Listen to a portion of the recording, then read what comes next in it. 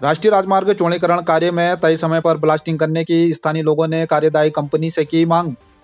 बिन्ने गांव से तवाघाट के बीच निजी कंपनी के द्वारा राष्ट्रीय राजमार्ग के चौड़ीकरण का कार्य किया जा रहा है। स्थानीय सामाजिक कार्यकर्ता सौरभ मर्तुलिया ने कार्यदायी कंपनी से सही समय पर ब्लास्टिंग करने की मांग करते हुए आंदोलन की चेतावनी दी। उन्होंने कहा कि तय समय के विपरीत ब्लास्टिंग से आवाजाही करने वाले मरीजों स्थानीय लोगों को भारी परेशानी हो रही है। कंपनी के द्वारा समय का ध्यान रखते हुए जनता को राहत देनी चाहिए। कहना है कि जो हिलवेज कंपनी बिनिया गांव से तवाघाट मोटर मार्ग में काम कर रही है, इनकी जो समय सारणी बनी होगी ब्लास्टिंग करने की सीमा 6 से 6:30 7 जो भी है, मेरा ये कहना है कि उसी टाइम पे करें, अदरवाइज़ आप अन्य टाइम पे ना करें। परसों की घटना है, मैं वहाँ पे फंसा हुआ था, एक बीमार महिला मेरे साथ थी और वहाँ पे इन्होंने 5:45 बजे ही ब्लास्टिंग कर दिया, जिससे आवाजाही में कई लोगों को परेशानी हुई, दिक्कतें हुई। इस हिसाब से मुझे लगता है कि क्षेत्रवासी सारे दिन आए दिन भटकते हैं, उनको वहाँ पर कठिनाई का सामना करना पड़ता है। इसलिए मेरा ये संदेश है कि हिलवेज कंपनी को आप अपनी समय सारणी में ही कार्य ब्लास्टिंग का जो भी कार्य है, जो हैवी ब्लास्टिंग करें तब करें, अदरवाइज किसी दिन यहाँ पे जान हानि का खतरा है और नहीं तो हम धारचूला वासी घोर विरोध करेंगे। 10 दिवसीय व्यापार मेले व लकी ड्रॉ के साथ मतकोट में शिव महोत्सव का हुआ समापन।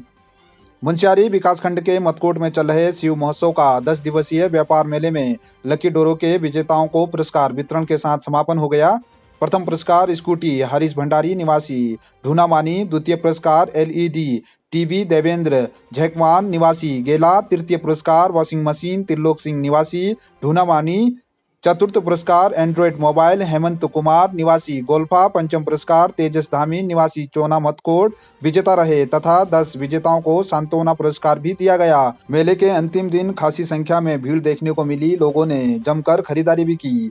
शिव महोत्सव के अध्यक्ष संदीप धामी ने इस मेले को सफल बनाने में सभी पदाधिकारियों, कार्यकर्ताओं और क्षेत्र की जनता का धन्यवाद ज्ञापित किया। आने वाले समय में शिव महोत्सव को और ज्यादा भव्य रूप देने की बात कही।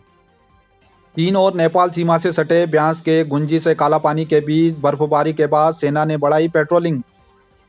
ब्यास घाटी में पिछले 3 दिनों से दोपहर के बाद बर्फबारी हो रही है। मुश्किल हालातों में सेना के द्वारा नेपाल और चीन सीमा पर गश्त बढ़ा दी गई है। बर्फबारी के बीच 11वीं वाहिनी एसएसबी डीडियाहाट कमांडेंट महेंद्र प्रताप सिंह के निर्देश पर एसएसबी गुंजी के कमांडर इंस्पेक्टर अनूप सिंह रावत के नेतृत्व में एसएसबी के जवान गुंजी से कालापानी के बीच इलाकों में लगातार पेट्रोलिंग कर रही है।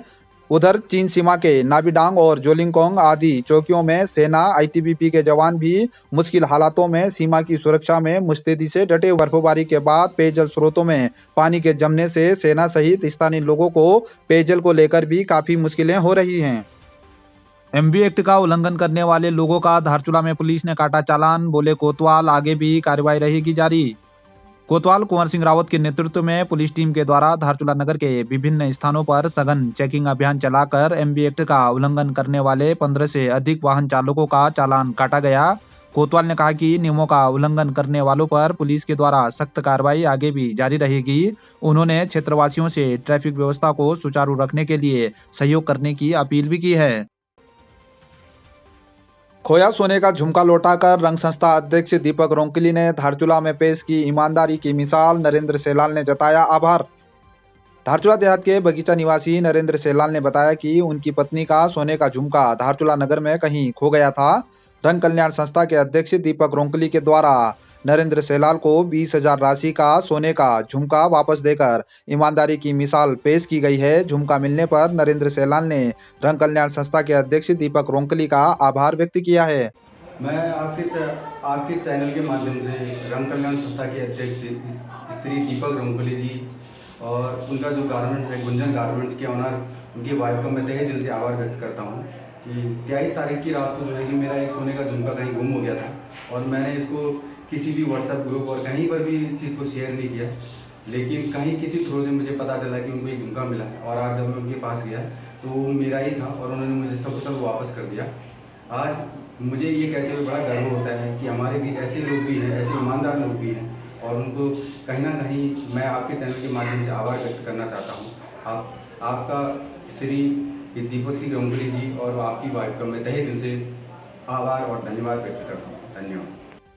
ब्लॉक सभागार में जनसंवाद कार्यक्रम का हुआ आयोजन। ब्लॉक प्रमुख भावना देवी ने किया उद्घाटन। ब्लॉक सभागार मुंशियारी में आशा कार्यक्रम व सीएससी के तत्वाधान में ब्लॉक स्तरीय जनसंवाद कार्यक्रम आयोजित किया गया। कार्यक्रम का उद्घाटन मुख्य अतिथि ब्लॉक प्रमुख भावना देवी व चिकित्सा प्रभारी डॉक्टर गौरव कुमार ने संयुक्त तौर पर किया। कार्यक्रम में कर्मियों के द्वारा समुदाय स्तर पर जनसंवाद सर्वे के उपरांत निकले मुद्दों की जानकारी दी गई, जिसमें मुख्य रूप से अल्ट्रासाउंड की सुविधा, पीएचसी मतकोट तेजम में संस्थागत प्रसव सुविधा, उप केंद्रों में गर्भवती महिलाओं की जांच की सुविधा, सीएससी मुंशियारी में दंत चिकित्सक तथा एएनएम सेंटरों में चल रहे रिक्त पदों पर स्थायी नियुक्ति के मुद्दों को उठाया गया। कार्यक्रम के दौरान अधिकारियों के द्वारा शीघ्र समस्याओं के समाधान का भरोसा दिलाया गया। साथ ही नामिक में टीकाकरण हेतु टीम भेजने की बात भी कही गई। कार्यक्रम का संचालन ब्लॉक समन्वयक गंभीर मेहता के द्वारा किया गया। इस दौरान बड़ी संख्या में विभागों के अधिकारी, स्वास्थ्यकर्मी तथा आदि लोग मौजूद रहे। पुलिस उपाधीक्षक ऑपरेशन द्वारा कोतवाली धारचूला का अर्धवार्षिक निरीक्षण कर अधीनस्थ कर्मियों को दिए गए आवश्यक दिशा निर्देश। पुलिस उपाधीक्षक ऑपरेशन परवेज अली द्वारा कोतवाली धारचूला का अर्धवार्षिक निरीक्षण किया गया। निरीक्षण के दौरान प्रभारी निरीक्षक कोतवाली धारचूला कुंवर सिंह रावत सहित थाने में नियुक्त अन्य अधिकारी कर्मचारीगण उपस्थित रहे। पुलिस उपाधीक्षक द्वारा थाने के मालखाना, थाना कार्यालय, आर्म्स एम्यूनेशन, आपदा उपकरणों, अभिलेखों, CCTNS, थाना भोजनालय, कर्मचारी बैरक, थाना परिसर इत्यादि का निरीक्षण किया गया। थाना क्षेत्र के हिस्ट्री शीटरों के संबंध में जानकारी भी ली गई।